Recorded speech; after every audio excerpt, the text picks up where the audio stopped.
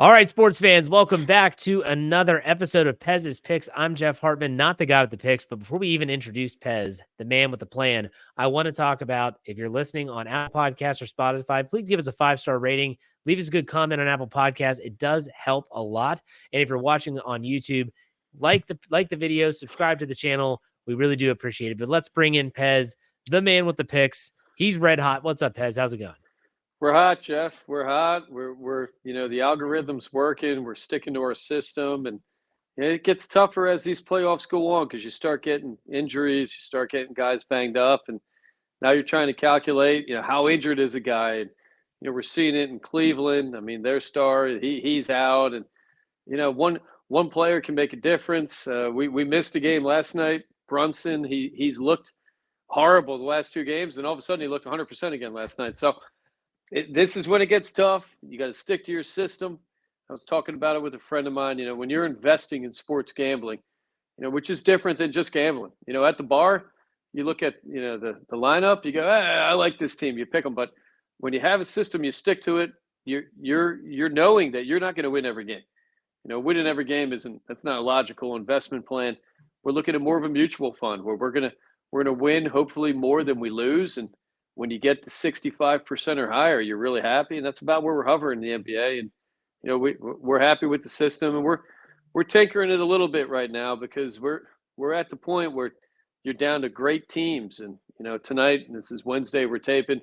We've got Oklahoma, Dallas, and this is going to come out tomorrow, so I can announce it. We're going with Oklahoma again. There's great data on both teams.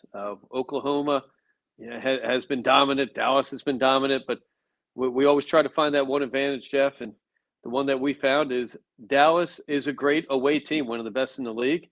But when Dallas is an away team as an underdog, which they are tonight, they're getting 4.5 points. Their record drops all the way to below 500 with an average margin of loss of 8 points. So that tells us that Dallas is great at beating up on the weak teams, but push come to shove, at Dallas, when they're playing good teams, they're going to lose more than they win. And, that's the advantage we're going with tonight. And let's be honest, you talked about how you were red hot in the NBA. We're 21-12 so far in these playoffs. Last week had a great week in sports betting. Like when we talk about Pez's picks, we're not just picking football. Obviously, we're not just picking basketball. In this case, you're talking about everything from horses to golf. You nailed the 4th round Rory McIlroy win last week at Quail Hollow, which I was not a fan of that pick. When I saw that, I was like, oh no. But Rory came through, and you were 6-1 in all sports last week. You even had some soccer bets pay off. Jeff, we had a big trifecta on Sunday. We had an NBA win. We had Rory, who I also think I picked on the podcast last week, going into the tournament as my guy. Wins in bunches, and Yep. I don't know if I agree with this, Jeff, but the guy's been better since he got divorced, I guess. I don't know what's going on. They just filed for divorce. It's not official yet. I'm sure they're not together. I'm sure they're not, Jeff. And, that's something I never want to go through. That's why Pez's Picks, does a lot of these podcasts from my house, Jeff. I can't be out on the town in Vegas and, I get divorced. So the guy is probably the best golfer in the world since Tiger Woods. We've been talking about it for 20 years, I guess now almost. And there's no reason he doesn't win every week. The best driver of the golf ball probably ever. His iron play is top 5 ever. Wedge play, questionable. Putter, questionable. And it's been a wonder over the last 10 years why he hasn't improved on those things. Those are parts of the game that seem easy to improve, but, maybe mentally he's let go of something. And, and I like him again this week, but we'll be talking about who I like going into this. But Sunday, this is the end of the Premier League, Jeff. So you're betting teams that are dominant, that have to win, but you're laying big odds, right? We're laying 3-4 to 1 on Arsenal, on Manchester City. And we had a close one yesterday. We hit Manchester City. I think by game time it was minus 400, which means you're betting 400 to win 100. I mean, that's pretty high, Jeff. But very confident in that team, the greatest team in the last decade, and they came through with a big 2-0 win. And this Sunday we have final day. We're going to have, all 20 teams playing, and, we'll be talking about picks that we like going into that a little bit later. Yeah. So let's go back to the NBA. You talked already about who you liked last night because this is being recorded on Wednesday. But what about the games coming up Thursday night on? Is there anything that's really striking you as hey, because let's be honest, the biggest factor in these playoffs so far has been injuries and whether players are 100%. And you brought it up time and time again, not just on your Pez's Picks Instagram feed and on Twitter, but also here on this podcast. So what are you thinking there in the NBA? So, Jeff, now we're getting into the back and forth. We're going to home and away. We've gone through 2 and 2. So tomorrow night or Thursday, this is coming out. We're taping Wednesday. So Thursday night, we've got Denver and Minnesota. Minnesota right now is a 2-point favorite.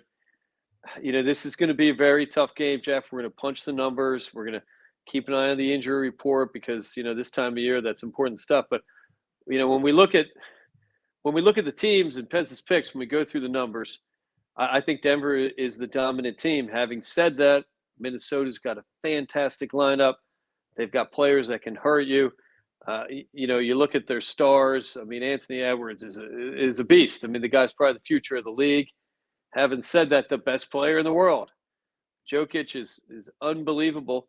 And when Jokic has his number 2 guy with Jamal Murray, who averages 21 points, 6 rebounds a game, 4 assists, 6 assists, 4 rebounds a game. The way we calculate that, Jeff, we're looking at him as a 30 to 35 point contributor, points, assists, and rebound. When he's 100%, they've been dominant. I mean, they have been shooting the lights out. When he was hurt in the first 2 games, that team got smoked. So, we're going to try to balance injury versus experience. Having said that, can Minnesota lose 4 games in a row to the same team at home? I don't know, Jeff. We're going to have to really punch the numbers on this one. This is a tough game. It's 3-2 Denver. So tomorrow night, we're going to really work on this tonight and tomorrow, and we'll have our pick out on Instagram. My lean is Denver. This is something as a gambler you have to check yourself. It looks easy to take Minnesota. They lost 3 in a row. But when we're making data-based investments here, the data says that Denver's probably the play, but we're going to, we'll take a look at the injury report tomorrow, and we're going to really dive into this one hard and maybe add a couple more positions to our algorithm to really calculate and figure out if that line is right. I feel like these lines have been pretty accurate, but they're somewhat off, I think, sometimes, Jeff, where teams are giving points in situations maybe they shouldn't, vice versa. So that's really what we're going to be analyzing over the next day.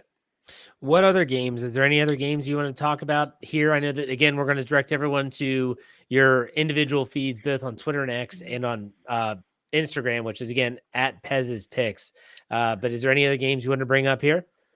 Friday, Jeff, we've got a pivotal game 6. New York, the Knicks can end the series in Indiana. I don't think we're going to have another game. I think Boston ends that tonight with Cleveland. Cleveland's banged up, and so I think we're only going to have one game on Friday. Okay. Our current lean are the Indiana Pacers, and they burned us last night. But yeah, they did. And I talked about on Instagram that Brunson looked hurt. Man, that guy lit it up. So I think history says that teams with short benches run out of gas at some point, and these guys have been awesome to watch, Jeff. I mean, Vincenzo and White and Brunson have been fantastic, but they're lacking in bench. They're banged up. I think the home team, I think the Pacers, I think they're going to cover in this one, and that's probably the pick we're going with on Friday. Currently, there's no line, and that's due to injuries and is OG playing for the Knicks. Is Brunson healthy? So my guess is Indiana will probably be favored, probably laying 2 to 3 points, and I think Pez's pick's probably going to go with Indiana on Friday. Injury dependent, which is going to be dependent on what the line is. I mean, if Brunson's out, that line could shoot up to 10, so then we're going to have to recalculate things. But we're getting down to the end here, and tonight we're staying away from Boston. They're laying 15.5. Cleveland paid them tough, so this is when you gotta kind of check yourself a little bit, Jeff. We've been hot, but like you like it, Jeff. When we announce we're not picking a game, and that's discipline. And anytime there's an advantage, anytime the algorithm shows, we look at it as pluses. When I see a +4, +5 in our algorithm, when you're checking those boxes, we jump on that. If it's an even game, if it's a game where there's a minus or something, we're going to stay away from that. And so far that's been working well. I think we're at about 64% right now, and that's pretty solid for NBA playoffs, especially the way that league is now. Less physical leagues are harder to predict. I think Jokic would be great in any era. I don't think Jokic would be as dominant in the 90s. I don't think he'd be as dominant in a physical league. I don't think Brunson would be either, Jeff. Those guys, the Detroit Pistons in the 80s and 90s they would knock Brunson 5 yards into the past the bench. So, this new fluid league, and I was explaining it to my wife, Jeff. She's invested in basketball now with Pez's picks. She said these Indiana Pacers score a lot, huh? Number one team scoring in the league, 120 points a game. 15 years ago, that was unfathomable. 120 points a game is a shocking number, but that also means they're probably not playing much defense. So we're gonna keep punching these numbers, and we're gonna get through the finals, and then we're knocking on the door of football. We were talking before we came on. We got the schedules coming out, Jeff. We'll be talking season totals before you know it. That's coming soon. Once the schedule comes out, really, there's not much that moves the needle in terms of NFL futures, in terms of season totals, wins over total wins. And so I think, we start diving into that next week, and definitely on your Instagram and the dog days of summer. That's what we can do to get us through. But all right, hey, let's turn the page a little bit. And unless you had something else about the NBA, I know we got another horse race coming up, the Preakness, the second leg of the Triple Crown. What are your thoughts there? Jeff, as usual with horse betting, it's never easy, Jeff. We had the favorite yesterday, Mew, I think his horse's name was, out. I mean, the opening favorite is out of the race. We're now down to 8 horses, Jeff, which, as a horse gambler, you might say to yourself, well, that makes it easier. In some ways now you're picking 1 out of 8 instead of 1 out of 20, but it's harder to make money, Jeff. When there's 8 horses, you're not going to have big underdogs. You're not going to have the favorite come in with a 45-1 horse in an exacta where you come in 1-2. You're making a ton of money. That with an 8-horse race, I mean, we'll be lucky to have 20-1, 30-1 horses, maybe 1 out there. This track, I've been to the Preakness. It's more circular. It's more of a speed race. It's about 1/10 of a mile shorter than Churchill Downs, but it feels like it's a quarter mile shorter, Jeff. It's shaped in a way that it's an all-out sprint, and there's less chances of horses getting boxed out, where you have your first 10 in the Derby or the outside 10, and the first 10 came in the Derby. So in this race, we've got some shockingly good trainers, Jeff, and we don't have many Derby horses winning. Mystic Dan is going to be the favorite, it appears. He's coming in at 5-2. He won the Derby. Not in a convincing style, in my opinion, Jeff. It's not like he did any, record-breaking run, and there was some physical racing down the stretch. The numbers that we're looking at, Jeff, is history. The 6th position in the Preakness, meaning the number 6 stall when you start, has won 17 Preaknesses. That's 3 to 6 position wins more than any other position. And right now, it's a horse that ran the Derby. It's a horse I like. It's my favorite trainer, D. Wayne Lucas. Just Steel is the horse. He's currently at 15-1. He has a good win under his belt. He's got a good jockey in Joel Rosario. I like this horse a lot. I like the position, and I love D. Wayne Lucas, Jeff. And in a short track, the trainers tend to make a big difference, because you can kind of, in a way, you use some racing, kind of pedigree. You can kind of use experience, and it's tough to overcome being behind. It's tougher to kind of, have a horse kind of get its legs under it. So I like Just Steel a lot. Another horse I like, probably the greatest horse trainer ever, in the 8th position, all the way on the outside, a Bob Baffert horse. Bob Baffert's so good, Jeff, they banned him from the Kentucky Derby. There's allegations of cheating, Jeff, but in horse racing, is there cheating? I don't think so. Jeff, when they test these horses, sometimes they find that they have crystal meth or cocaine in them. So I don't know what the hell they suspend this guy for. But anyway, Baffert wasn't allowed the Derby. He's going to have a chip on his shoulder. Imagination is his horse. 6-1 right now is his opening odds. I think this horse is a strong bet. When we talk about exactas, which is the Pez's Picks all-time favorite horse bet, 1-2 exacta, where you're going to put a $2 exacta, where you're putting in 3 horses, and you're putting in horses that you think are going to come in 1-2. So when you have a $2 exacta and you bet 3 horses, only 2 of them have to come in 1-2, and then you win a mega jackpot. We're going to go with number 7, Just Steel, and we're going to go with Imagination. And my wife, Jeff, she's a gambler. Jeff, we talk about her a lot on the show. She's a Wildcat. She's an Arizona Wildcat. I'll make her wear a tube top, Jeff. She likes Seize the Gray, another 15-1 horse. I like it, Jeff. So we're going to have a little bit of a fave in there, a little bit of a close to fave, a 6-1, a 15-1.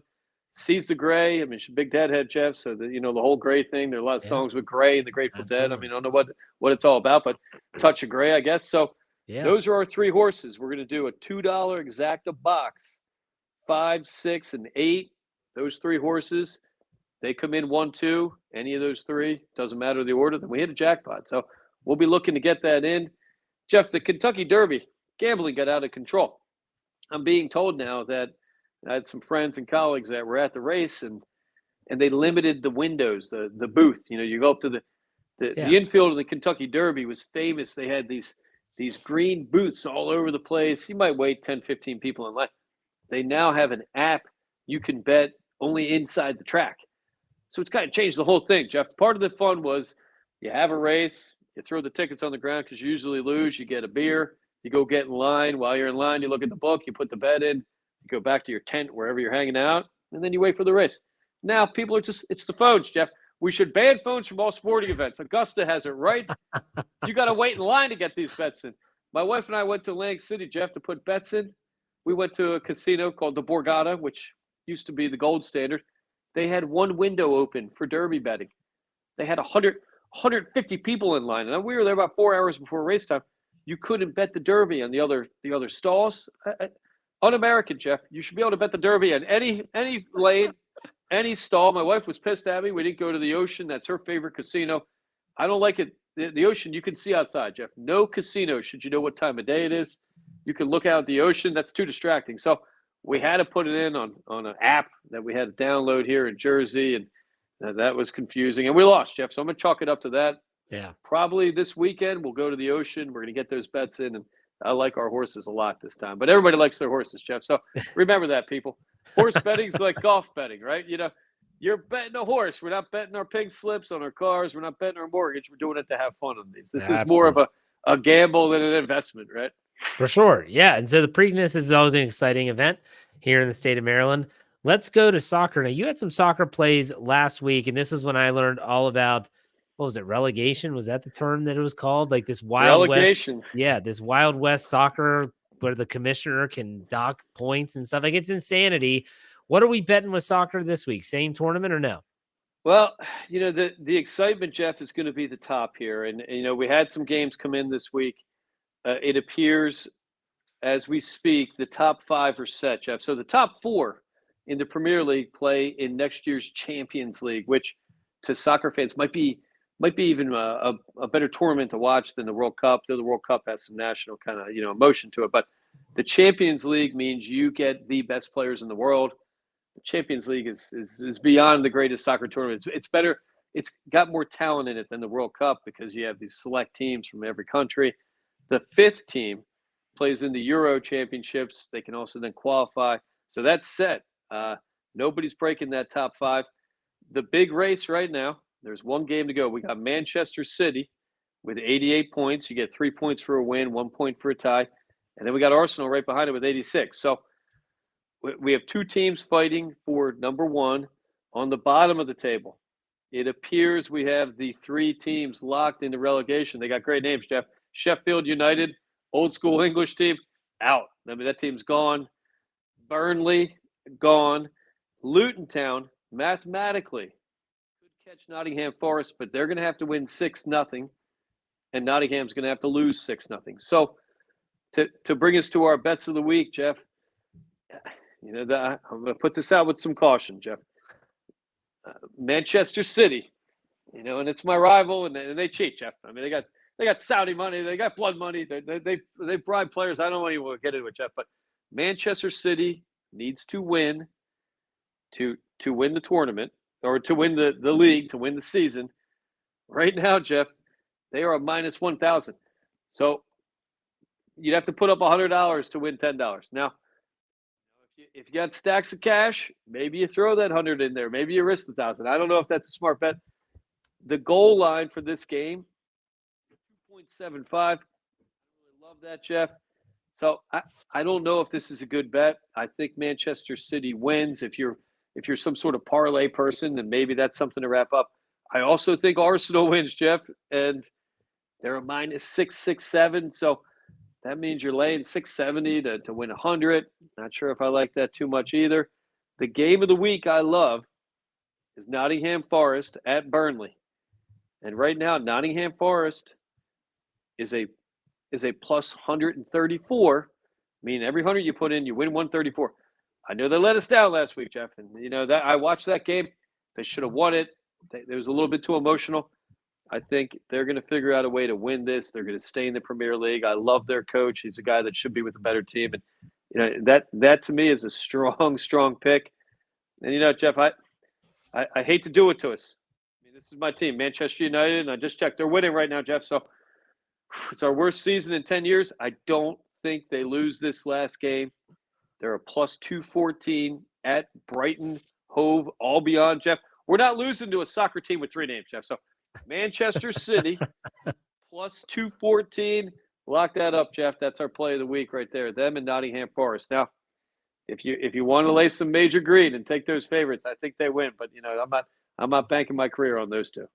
Yeah, that sounds like a legs parlay play there. That is. You're throwing in the plus 6 something or whatever and trying to make some money off it. So we'll avoid those as we always do with our parlays. But I'm not an NBA guy. I'm not a basketball guy. I'm not a horse betting guy, and I'm definitely not a soccer guy. But you know what I am is I am a golfer. And this year in particular, I have really been paying attention to betting on golf. Do I bet on golf a lot? No. Do I love giving picks for golf? Yes. I find it fascinating because, like you said, with the Preakness, it's like a raffle ticket, and you just don't know. The odds for the PGA Championship, which are held at Valhalla Golf Club, which is in Louisville, Kentucky, for those that don't know, Jack Nicklaus design. This is going to be the 4th PGA they've held there since its existence. And it was constructed in the 1980s. Man, this course is setting up. I think this could be a packed leaderboard, Pez, by the time we get to the 4th round. I think it's going to be a chalk tournament, Jeff. And Jack Nicklaus, his courses are not made to be easy. His courses are made to be hard. And yeah. I read that they took out the old fairway. The fairway used to be a type of grass that was a little wetter, a little slower. They put in that Daytona 500 fairway where if you're hitting fairways, you're getting roll, which I think benefits the big hitters big time. If you can bomb the ball, you're going to have a huge advantage. If you can bomb it straight, and there's a few guys that do that a lot. I think it's going to be tough to beat some of these horses. Of course, Scheffler, of course, McIlroy. I mean, how could we go wrong with these two guys right now, Jeff? We talked before. I mean, McIlroy. I love my wife, Jeff, but if I was in a relationship where I wasn't happy, this guy maybe he's winning because he got divorced, Jeff. I don't know. Maybe he is. Cut the ball and chain, man. He's free. And he's a guy that should win every week. A guy that I think, at the end of the day is the best golfer we've had since Tiger Woods. Brooks Koepka, if he wins this week, he's got a couple more majors than Rory, but Rory's body of work, I think, is even better than Brooks. But shocking stat about Brooks, in 21 U.S. Open and PGA Championships, Koepka has recorded 11 top 5 finishes and 5 wins. So he's contending or winning 50% of the time. Those are Tiger numbers, Jeff. Rory doesn't have those. Scheffler doesn't even have those. So, not to get ahead of ourselves, but Pez's pick of the week for the PGA Championship, I hate to say it, it's going to be who I hate, the LIV golfer Brooks Koepka, who just won in Singapore. Yep. And Jeff, he's got some swagger back. Yesterday, I'm reading about Rory's divorce, which is sad and terrible for the kids and everybody, of course. But Brooks put out, an hour after the news broke about Rory, Brooks put out a tweet of his lovely, voluptuous wife.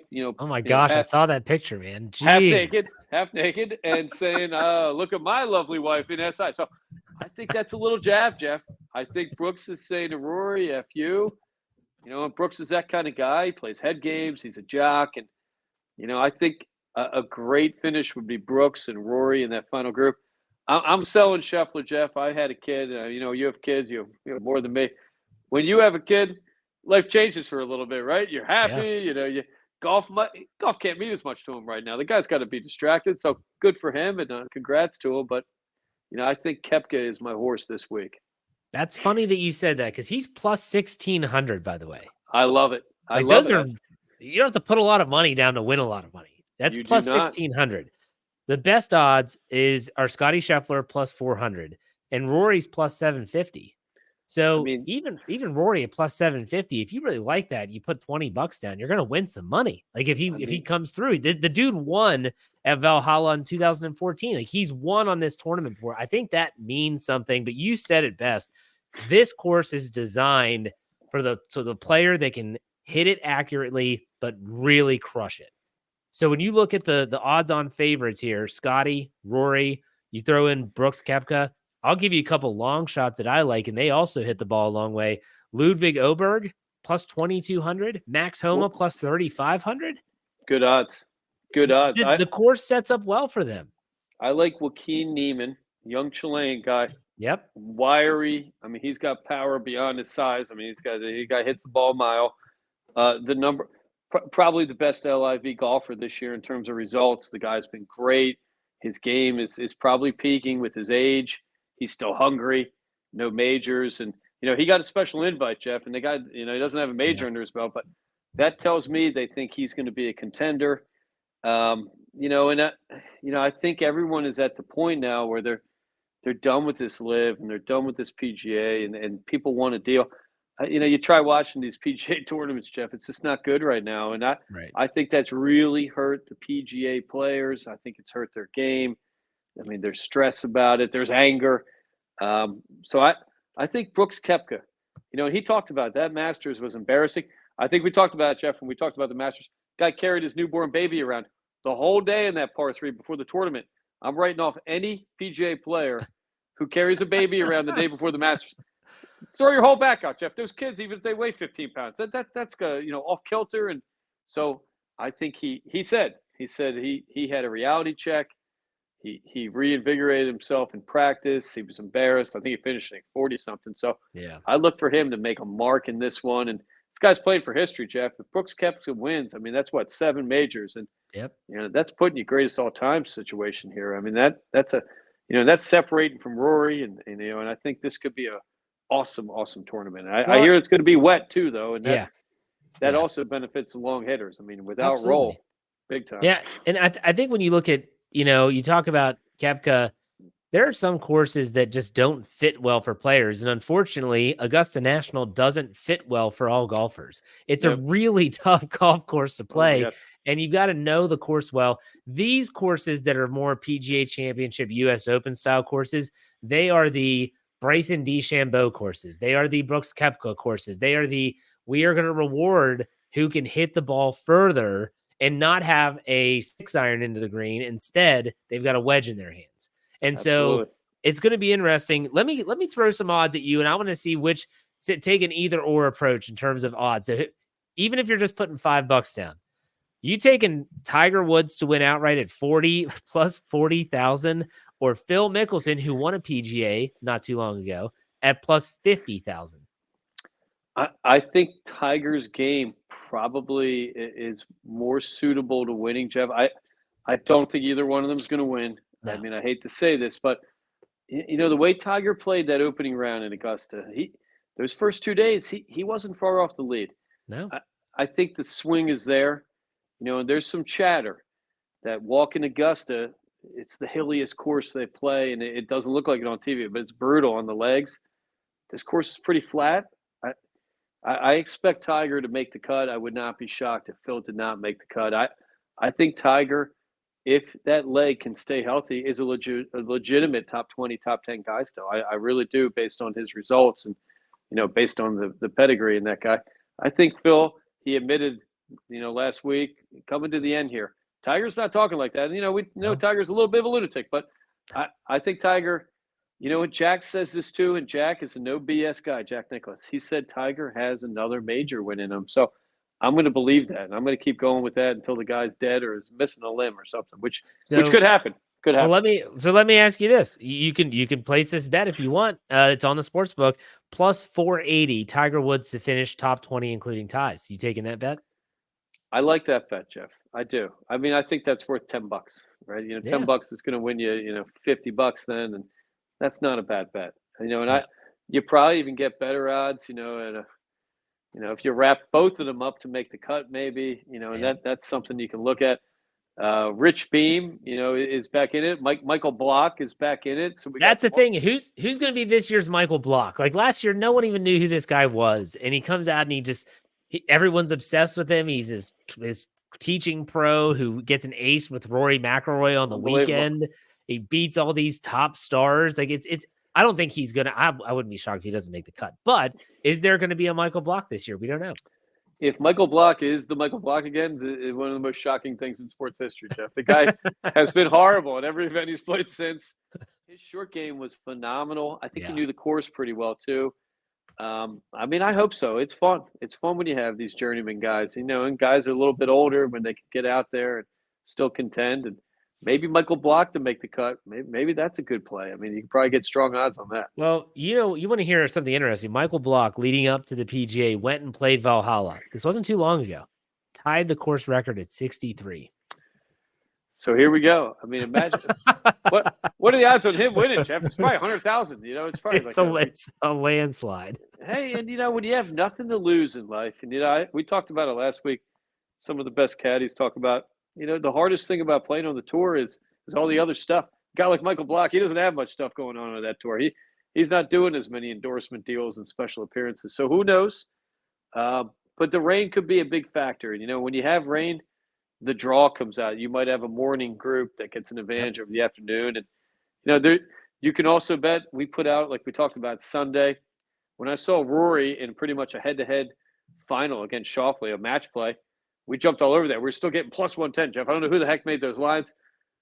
That to me was a guaranteed lock. Xander Schauffele wilts to great players, and he's got a strong game. But that's a number 2 guy. Rory McIlroy is a horse when he comes in playing well. I love that guy. He finishes when he's playing well, and if he's leading on Sunday or in second, that might be something that we reload on or maybe take a look at their odds. So looked it up. Michael Block is plus 100,000, and he has the same odds as people like Padraig Harrington, and some dudes I've never even heard. John Daly, same odds as John Daly. Luke Donald. Seeing if there's many others. Jason Duffner. I didn't know he was still on tour. This is crazy. Michael Block plus 100,000. $10 bet. Get you $10,000, right? I mean, that's Kevin from The Office. Anytime you get 10,000 to 1 odds, you take it, Jeff. Maybe that's our play. Yeah, that's not my play. I mean, hey, so this is going to be interesting. It's going to be a fun tournament. I love the Masters more than anything, but I love these tournaments on these courses that they rotate around. It's different. This course is long. It's par 71, almost 7,500 yards. They have a par 4 that's over 240 yards. That's more than most people's drives. It's a par 3. I'm sorry. It's a par 3, like 240 yards. It's incredible. I mean, and that also helps the big hitters. I mean, they're going to be hitting irons where, a mid-range guy's hitting a hybrid, maybe a 5-wood. And, we know from golfing, the ball gets a little loose in those. And if it's wet, talk even longer distance, right? And Jack loves it. Jack loves his courses to be ass kickers. He wants his courses to punish guys. So I expect those greens to be fire hot, 13, 14 on the meter. And I mean, it's going to be fun. Great weekend, Jeff. We got these kind of, we got basketball, but aside from that, we have these non-major sports, and there's still a lot of action. We get the Preakness, we get the soccer. You get the you get the PGA, and it's a fun time of year. Plus, we have baseball, Jeff, and we're slowly working our way into making baseball plays. We've been punching a lot of data. Oh man, it's a gambler, it's a handicapper's nightmare of baseball, Jeff. The teams are one thing, then you got the pitchers, you got the hitters against lefty righties. I mean, I'm starting to feel like in that Beautiful Mind movie. I got numbers all over, Jeff. I don't even know what I'm talking about half the time. All right, it's going to be a great weekend, Pez, and make sure you check out Pez's work on Pez's Picks. That's both on Twitter and X and Instagram for more of his locks, more daily picks in that way. But any final thoughts, Pez? Enjoy it, Jeff. And our policy. I hope everybody.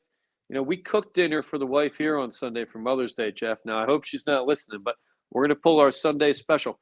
Breakfast Sunday gives you the whole day, Jeff. Yep. You get the whole day off as a man. You want to be a real hero, maybe you do a little breakfast, maybe a playground trip for an hour, right? maybe a little champagne coolie at breakfast, kind of loosen you up for the playground. Noon on, you're golden. Maybe you have a couple more beers. You know, you're the hero around the house. You take them out for the flapjacks or whatever the heck they're eating. Gold. You get the PGA. We'll have NBA. Yeah. And enjoy the Preakness. They've got a. I mean, that, Jeff, that's a disgusting place. I mean, if you're going, they push the porta pots over. To me, that's a death sentence offense, Jeff. That's disgusting. I mean, so be wary. Don't get into a fight. I've seen some horrible fights at that place too. So there's a lot of frat bros at those events, and just be careful at the Preakness. My life's policy is to avoid Baltimore as much as I can. Therefore, I will not be in attendance. So this has been good stuff, Pez. As always, we'll be back next week for more picks. In the meantime, man, take it easy. Enjoy your weekend, Pez. You too, buddy.